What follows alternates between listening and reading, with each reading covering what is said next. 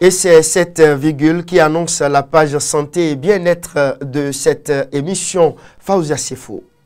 Dans la rubrique santé et bien-être de ce jour, nous parlons de la roséole. C'est une infection virale courante chez les jeunes enfants, généralement âgés de 6 mois à 2 ans. Également connue sous le nom de ésantème subi ou 6e maladie, la roséole est causée par le virus herpès humain de type 6 ou plus rarement de type 7.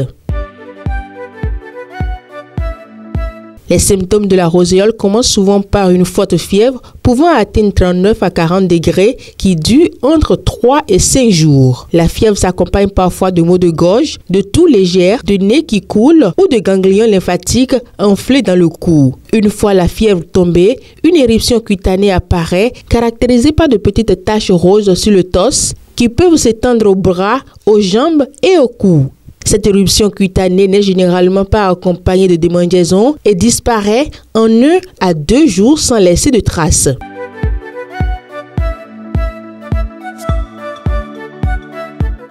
La roséole est causée par le virus HHV6 et HHV7, membres de la famille des herpès virus. Ces virus se propagent par le contact avec les sécrétions respiratoires ou de la salive d'une personne infectée. La roséole est très contagieuse, surtout durant la phase fébrile avant l'apparition des éruptions cutanées. Cependant, une fois qu'une personne a été infectée par la roséole, elle développe une immunité durable contre le virus.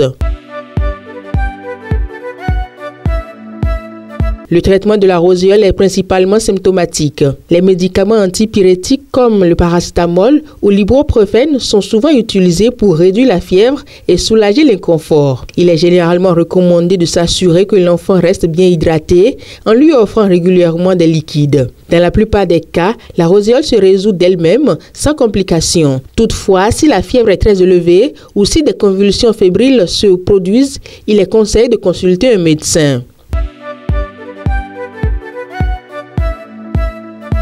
Il n'existe pas de recommandations concernant les aliments à éviter pendant la roséole. Cependant, il est important de maintenir une alimentation équilibrée et de veiller à une bonne hydratation. Les aliments trop sucrés, gras ou épicés peuvent être irritants pour un enfant déjà mal à l'aise. Il est préférable de privilégier des repas légers et faciles à digérer comme des soupes, des purées de légumes et des compotes de légumes. Offrir des liquides clairs tels que l'eau, les tisanes et les bouillies peut aider à prévenir la déshydratation. Merci pour votre aimable attention.